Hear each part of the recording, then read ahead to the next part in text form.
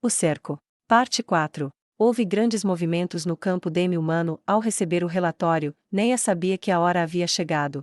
Não havia nenhuma dúvida sobre isso era o prelúdio para um ataque. Neia correu pela cidade, usando o equipamento que pegou emprestado do rei feiticeiro. Ela sabia que as pessoas pelas quais passava estavam olhando para ela. A linha de visão deles foi atraída para o arco magnífico que ela pegou emprestado do rei feiticeiro, e então eles olharam para a armadura anteriormente usada pelo ex-soberano da cidade, o grandioso rei Buzer. Todos ficaram chocados. A audição aguda de Neia escolheu as pessoas que faziam uma pergunta através do barulho da multidão: quem é aquela guerreira? Foi respondido por a escudeira do rei feiticeiro ou a mulher do reino feiticeiro. Eu não sou do reino feiticeiro.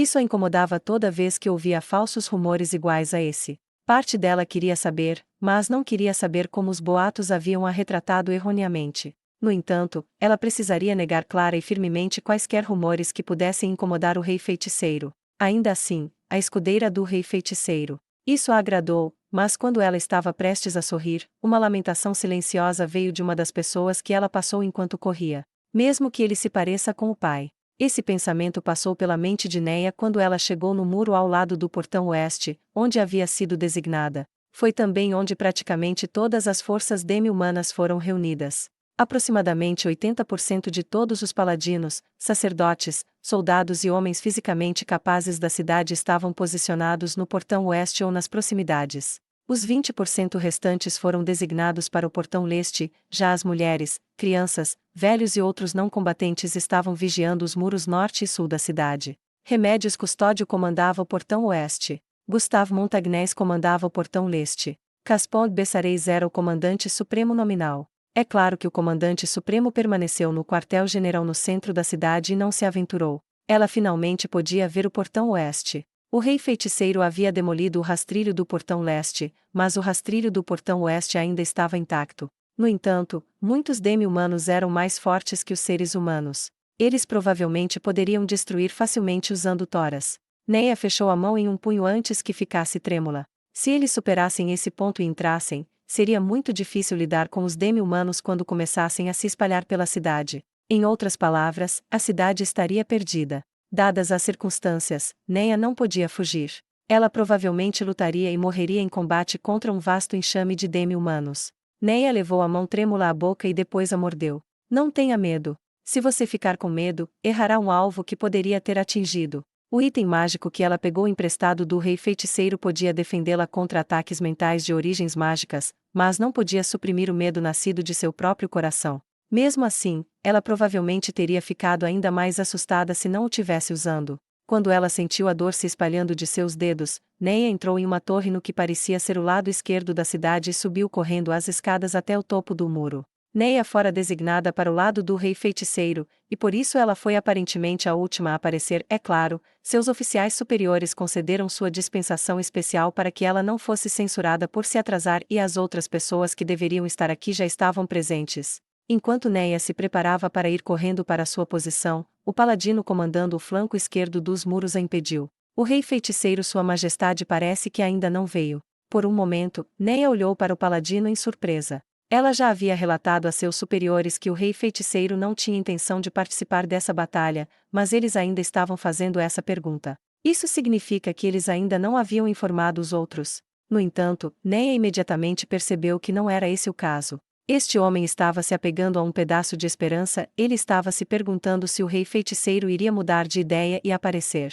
Neia olhou para o exército demi-humano que estava disperso do lado de fora da cidade. Havia bem mais de 30.000 demi-humanos lá, mas a pressão de olhar diretamente para eles fez com que se parecessem mais numerosos do que realmente eram. Neia podia entender o porquê alguém desejaria a ajuda do esmagadoramente poderoso rei feiticeiro diante de tal ofensiva militar. Isso porque Neia já se sentirá do mesmo jeito também. Contudo, sim, o rei feiticeiro não está aqui. Isso é porque esta é a nossa batalha. A batalha do reino sacro. O paladino ficou sem palavras por um momento. Neia passou por ele e correu para o posto. Um momento. Escudeira Neia Baraja. Sim. Neia parou e ficou atenta. Fique aqui por enquanto. Neia olhou em volta. Este lugar estava perto da saída da torre que levava ao topo do muro da cidade. Muitas pessoas se moveriam através deste lugar. Ela não atrapalharia o fluxo de todos se estivesse aqui? Além disso, este lugar estava longe da posição designada de Neia, que ficava perto do centro. Posso perguntar o motivo disso? Há algo que você precisa que eu faça? Não, não, não é como se precisássemos de você para fazer alguma coisa, na verdade é difícil explicar, escudeira Baraja. Apenas fique aqui. Você entende? Ah, sim. Ela não tinha ideia do que estava acontecendo, mas deve ter havido alguma razão para isso. Não havia razão para manter um soldado treinado aqui sem motivo, ainda mais quando a luta poderia irromper a qualquer momento. Minha tarefa foi alterada. É para que eu possa me concentrar em atacar os comandantes inimigos. O arco que peguei emprestado do rei feiticeiro parece incrível, mesmo que seja por um curto tempo, então isso significa que eles estão me usando como um trunfo. Compreendo. Quanto tempo servirei aqui? Além disso, onde devo ficar? Ah, bem, só até o inimigo se mover. Quanto ao lugar, em qualquer lugar está bem. Hã? Preciso esperar até o último momento. Foi realmente estranho. Assim que um sentimento de arrependimento começou a encher Neia, vários homens que pareciam ter vindo da milícia levaram uma panela enorme pelas escadas. Esta era provavelmente comida para os defensores que estavam nos muros. Eles estavam suando muito mais do que deveriam com o clima frio, e estava claro que esses homens tinham ido e voltado muitas vezes. Era de se esperar, já que eles estavam alimentando várias centenas de homens. Neia encostou-se na parede para lhes dar espaço para passar e os homens passaram apressadamente por ela. No entanto, um deles levantou a cabeça um pouco e notou o rosto de Neia. Você não é a escudeira do rei feiticeiro. Ah, não, usar você é errado, Vossa Senhoria. Ah, não precisa ser tão formal. Me perdoe. Sim, eu tenho o dever de servir como escudeira do rei feiticeiro. Talvez tivessem ouvido Neia falar com o homem, mas os outros portadores de potes pararam e olharam para Neia, surpresos. Foi provavelmente pela mesma razão que o homem de antes. Ela estava ligeiramente envergonhada por ser conhecida como a escudeira do rei feiticeiro, mas ao mesmo tempo sentia-se muito orgulhosa de si mesma. Os homens não sabiam como Neia se sentia, e perguntaram preocupados. Quero dizer, na verdade, há algo que eu gostaria de perguntar ao rei feiticeiro. Pare com isso. Não, por favor, poderia deixar isso para mais tarde. Ela está muito ocupada. Você se importaria de continuar com seu trabalho? De repente, o paladino se colocou entre Neia e os homens, como se para escondê-la. Isso foi uma coisa estranha de se fazer. Parecia que ele não queria que ela falasse com aqueles homens. Essa foi a razão da interrupção de agora. Ele não quer que eu fale com eles. Por que isso? É porque eles fariam perguntas sobre o rei feiticeiro. Ela não sabia o porquê ele estava fazendo isso, mas encontrar a resposta seria bem simples. Eu não me importo. Qual é o problema? Como o paladino não queria que ela falasse, era preciso se dirigir diretamente a eles. Escudeira Baraja, você está tentando impedir as pessoas de perguntar sobre o rei feiticeiro. Neia respondeu tão alto quanto o grito que havia sido dirigido a ela. Na verdade, era uma atitude muito desavergonhada continuar tomando emprestada a reputação do rei feiticeiro assim, mas ela tinha que se certificar de que o reino sacro não estava fazendo nada que pudesse impactar negativamente o rei feiticeiro. Ela não queria que sua terra natal se desgraçasse. Neia se dirigiu gentilmente ao homem que lhe fizera a pergunta antes.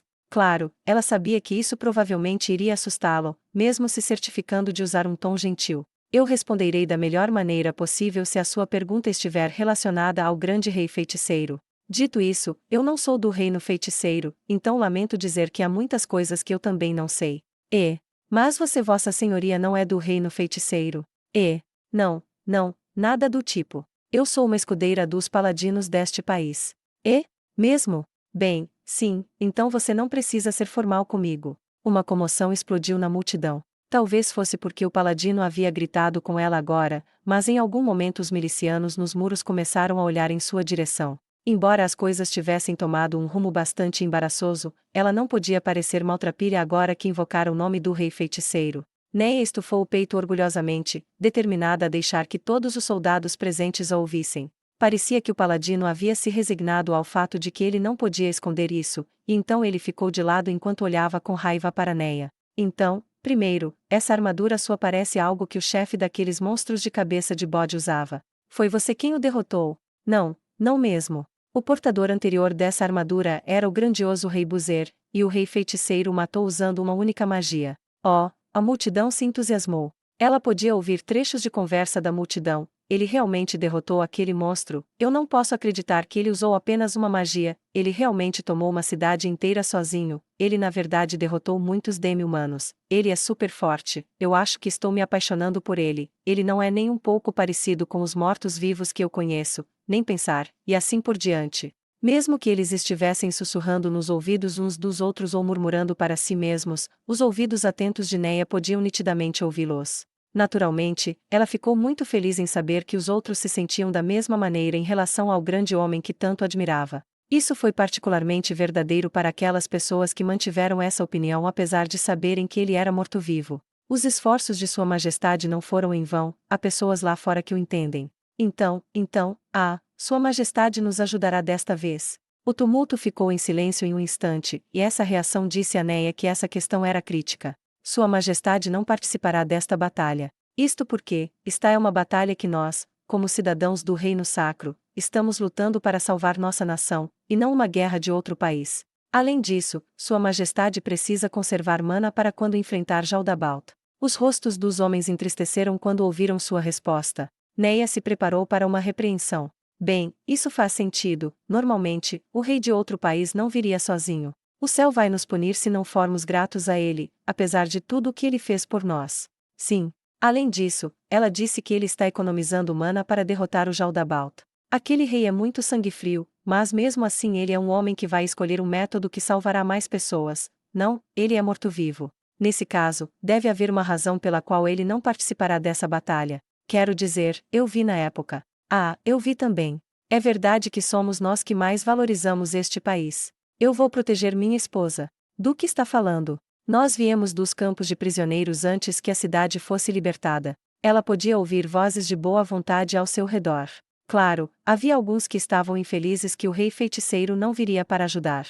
No entanto, eles foram superados em número pelas pessoas que podiam entender as considerações do rei feiticeiro, e isso aqueceu seu coração. Posso voltar ao meu posto agora? Neia dirigiu sua pergunta ao paladino. Agora ela entendia por que ele não queria que ela fosse ao seu posto mais cedo. Nesse caso, não deveria haver problemas em deixá-la ir para lá agora. O paladino não escondeu como se sentia quando disse a Neia, vá, com um olhar amargo no rosto. Neia passou pelos soldados que discutiam em voz alta sobre o rei feiticeiro e chegou ao local para o qual ela fora designada. Ela então observou atentamente o acampamento inimigo.